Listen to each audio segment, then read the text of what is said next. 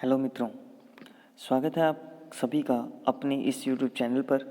और आज हम करेंगे सीटेट के दिसंबर 2019 का पेपर सेकंड, और जो सेट ई के अकॉर्डिंग है। और दिसंबर 2019 सीटेट का पेपर सेकंड का चाइल्ड डेवलपमेंट एंड पेडागोजी बाल विकास व शिक्षा शास्त्र का पेपर आज हम कंप्लीट सोल्व करेंगे। तो देखिए क्वेश्चन नंबर 1, नूर विद्यालय में अपना लंच बॉक्स लाना भूल गई तथा यह कहते हुए तान्या से उसका लंच साझा करने के लिए कहा। तुम्हें आज अपना लंच मेरे साथ साझा करना चाहिए क्योंकि कल मैंने तुम्हारे साथ अपना लंच साझा किया था। लॉरेंस कोलबर्ग के नैतिक विकास के सिद्धांत के अनुसार नूर का कथन डैश अभिविन्यास प्रारूप को डैश अवस्था पर दर्शाता है। तो इसका सही ऑप्शन हो जाएगा स्टूडेंट ऑप्शन नंबर 4। तो इस कथन से क्या अभिप्राय है? नूर का कथन आदान प्रदान अभिविन्यास प्रारूप को परंपरागत अवस्था पर दर्शाता है। ठीक है, नेक्स्ट क्वेश्चन नंबर सेकंड, समाज में विभिन्न लिंग के लिए उपयुक्त मानी जाने वाली प्रारूपिक विशेषताओं के बारे में जन सामान्य की अवधारणाओं को क्या कहते हैं? तो इसको कहते हैं जेंडर रूढ़िवादिताएं। इसको कहते हैं जेंडर रूढ़िवादिताएं, ऑप्शन नंबर 4। नेक्स्ट क्वेश्चन, हाल ही में पाठ्यचर्या में ऐसी कहानियों को शामिल करने के लिए विवेकशील प्रयास किया गया है जिसमें पिता घर के कार्यों में लगा रहता है और माता साहसिक गतिविधियों को करती है। यह कदम किस लिए महत्वपूर्ण है? तो इसका सही ऑप्शन है ऑप्शन नंबर सेकंड, जेंडर रूढ़िवादिताओं को समाप्त करना। क्योंकि आजकल इसका विपरीत हो रहा है हमारे घरों में, तो इसलिए जेंडर रूढ़िवादिताओं को समाप्त करने के लिए ऐसी कहानियों को शामिल किया गया। नेक्स्ट, वाइगोत्स्की के अनुसार जब एक वयस्क बच्चे के निष्पादन के वर्तमान स्तर को सहयोग द्वारा विस्तारित करता है तो इसे क्या कहते हैं? तो क्वेश्चन नंबर 4 का ऑप्शन है थर्ड, पाड़ या ढांचा कहते हैं। सेम क्वेश्चन पेपर फर्स्ट में भी आया था स्टूडेंट, सीटेट दिसंबर 2019 के ही। ठीक है, तो आप पिछले साल के पेपर्स जरूर करके जाओ ताकि आपको अगर सेम क्वेश्चन नेक्स्ट मिलता है तो आपका वो क्वेश्चन गलत ना हो। जीन पियाजे के संज्ञानात्मक विकास के सिद्धांत के अनुसार परिकल्पित निगमनात्मक तर्क किस अवधि में विकसित होता है? क्वेश्चन नंबर 5 का ऑप्शन नंबर 4, अमूर्त संक्रियात्मक अवस्था में।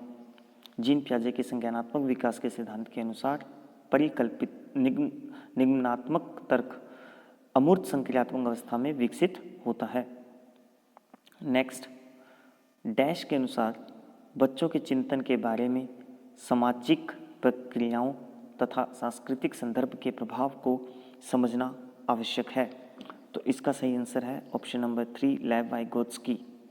लेव वाइगोत्स्की, ये क्वेश्चन भी पेपर फर्स्ट में पूछा गया था स्टूडेंट, दिसंबर 2019 पेपर फर्स्ट में आया था। नेक्स्ट, पियाजे के संज्ञानात्मक विकास के सिद्धांत से निहितार्थ निकालते हुए एक ग्रेड 6 to 8 के शिक्षक को अपनी कक्षा में क्या करना चाहिए? ऑप्शन नंबर सेकंड, ऐसी समस्याएं प्रस्तुत करनी चाहिए जिसमें तर्क आधारित समाधान की आवश्यकताएं हो। स्टूडेंट पहले 7 क्वेश्चन में ही देखो 2 क्वेश्चन आपके पेपर फर्स्ट से आ चुके हैं। तो जो चाइल्ड डेवलपमेंट एंड पेडागोजी की तैयारी कर रहे हैं, चाहे वो पेपर फर्स्ट से कर रहे हो या पेपर सेकंड से कर रहे हो, उन्हें दोनों ही पेपर पिछले साल के सोल्व कर लेने चाहिए। आई थिंक जो आपको मेरे इस चैनल पे मिल जाएंगे तो आप वहाँ से भी हेल्प ले सकते हो। नेक्स्ट क्वेश्चन है हमारा, हावर्ड गार्डनर के बहुबुद्धि सिद्धांत के अनुसार तार्किक गणितीय बुद्धि वाले एक व्यक्ति की क्या विशेषताएं हो सकती है? तो एक व्यक्ति की क्या विशेषताएं हो सकती है? ऑप्शन नंबर 4, पैटर्न को खोजने की एवं तर्क की लंबी श्रृंखला को हल करने की क्षमता और संवेदनशीलता। नेक्स्ट क्वेश्चन नंबर 9, वह प्रक्रिया जिसके द्वारा बच्चे आदतों, कौशलों, मूल्यों, अभिप्रेरणा को विकसित करते हैं और जो उन्हें समाज का जिम्मेदार एवं क्रियाशील सदस्य बनाती है उसे क्या कहते हैं? उसे कहते हैं समाजीकरण। देखो ऑप्शन में हिंट भी मिल रहा है, समाज का जिम्मेदार और क्रियाशील सदस्य। तो समाज का जिम्मेदार और क्रियाशील सदस्य का मतलब समाजीकरण, समाज से जोड़ना। नेक्स्ट क्वेश्चन हमारा, मानव विकास के संदर्भ में आनुवंशिकता तथा पर्यावरण की भूमिका के बारे में निम्न कथनों में से कौन सा सही है? तो ऑप्शन नंबर 4, तो अब देखो इसमें भी हिंट मिल रहा था ऊपर संदर्भ में आनुवांशिकता तथा पर्यावरण की भूमिका के बारे में। तो आनुवांशिकता और पर्यावरण की भूमिका के बारे में दोनों का यूज़ हो रहा है यहाँ पे। तो ऑप्शन नंबर 4 में देखिए, आनुवंशिकता एवं पर्यावरण दोनों एक जटिल पारस्परिक क्रिया के रूप में मानव विकास को प्रभावित करते हैं। नेक्स्ट क्वेश्चन 11, एक प्रगतिशील कक्षा में क्या होना चाहिए? देखिए ऑप्शन नंबर 1 है, विद्यार्थी के द्वारा ज्ञान की संरचना की जाती है। एक प्रगतिशील कक्षा में विद्यार्थी के द्वारा ज्ञान की संरचना की जाती है। नेक्स्ट क्वेश्चन सेकंड, सतत एवं समग्र मूल्यांकन में क्या शामिल है? सतत एवं समग्र मूल्यांकन में क्या शामिल है? विविध प्रकार की रणनीतियों का प्रयोग करते हुए दोनों संरचनात्मक एवं संकलनात्मक आकलन का प्रयोग करना।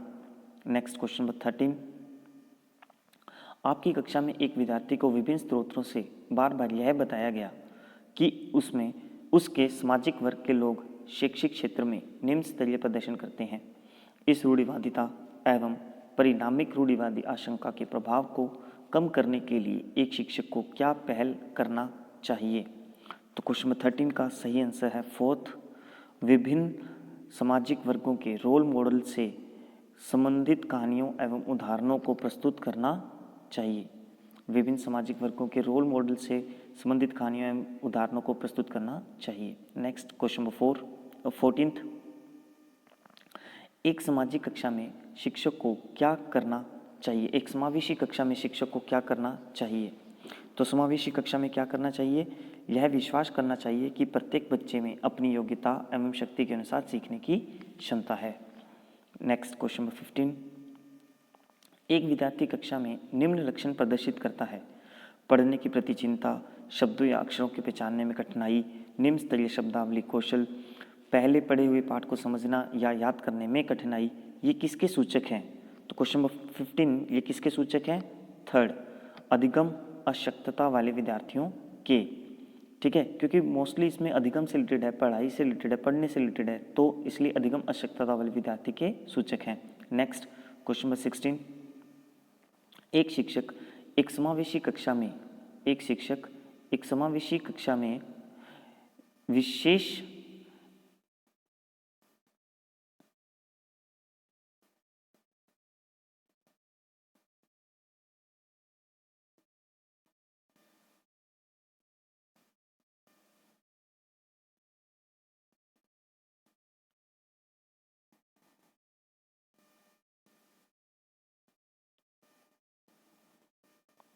जी नेक्स्ट क्वेश्चन है, एक शिक्षक एक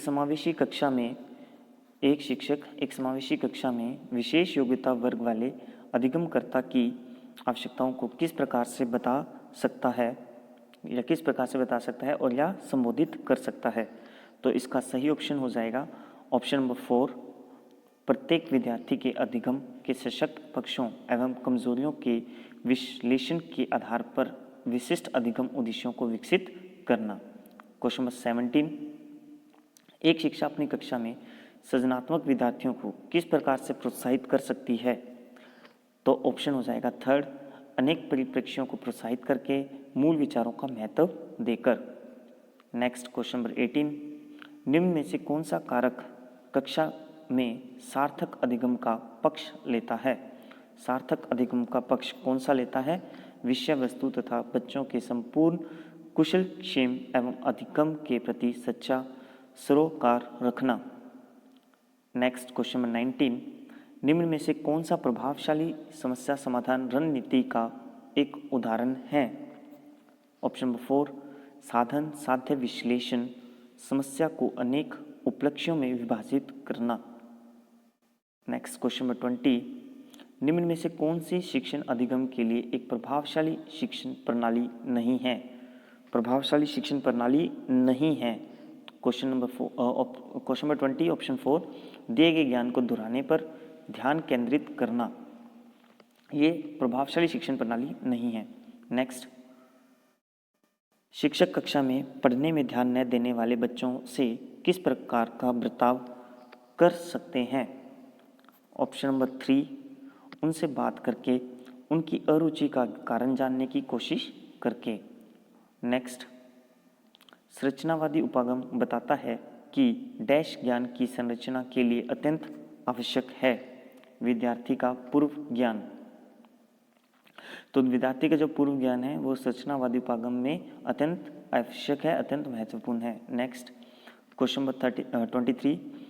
बच्चे अनेक घटनाओं के बारे में सहजानुभूत सिद्धांत की संरचना करते हैं। इस पृष्ठभूमि में एक शिक्षक को क्या करना चाहिए? इस पृष्ठभूमि में एक शिक्षक को क्या करना चाहिए? संवाद के द्वारा बच्चों की इन अवधारणाओं को चुनौती देनी चाहिए ताकि वो और निखर के सामने आए।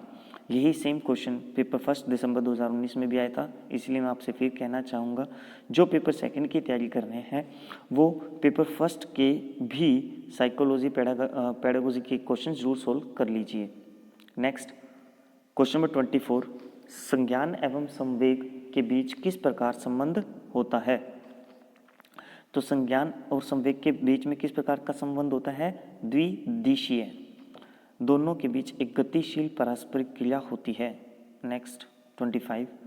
निम्न में से कौन से कारक अधिगम को प्रभावित करते हैं? अधिगम को कौन से कारक प्रभावित करते हैं? अच्छा, मोस्ट इंपॉर्टेंट क्वेश्चन है। तो इसमें लगभग ये सारी ही अधिगम को प्रभावित करते हैं। विद्यार्थी की अभिरुचि भी है, सामवेगिक स्वास्थ्य है, रणनीतियाँ हैं, सामाजिक सांस्कृतिक संदर्भ है। तो इसका सही ऑप्शन हो जाएगा ऑप्शन नंबर 4। ठीक है सुन। Next question number 26। निम्न में से क्या ज्ञान की सार्थक संरचना की प्रक्रिया का एक महत्वपूर्ण पहलू है? महत्वपूर्ण पहलू कौन सा हो जाएगा? सार्थक संरचना की प्रक्रिया का सामाजिक पारस्परिक क्रियाएं। Next question number 27। जब विद्यार्थी पुरस्कार पाने की इच्छा से बार बार किसी गतिविधि को करने का निर्णय लेते हैं, जैसा कि एक प्रयोग का नियोजन एवं संचालन करना जो कि प्रत्यक्ष रूप से उस गतिविधि से संबंधित नहीं है, ठीक है, ऐसी स्थिति में क्या संभावना उत्पन्न होती है? अब बार बार अगर आप पुरस्कार दे रहे हो तो क्या उत्पन्न होगा? अधिगम के प्रति भौतिकवादी अभिवृत्ति का विकास होगा। नेक्स्ट 28। बाल्यावस्था की अवधारणाओं से क्या अभिप्राय है? बाल्यावस्था की अवधारणाओं से क्या अभिप्राय है? तो आपके पास है हो जाएगा ऑप्शन नंबर 2।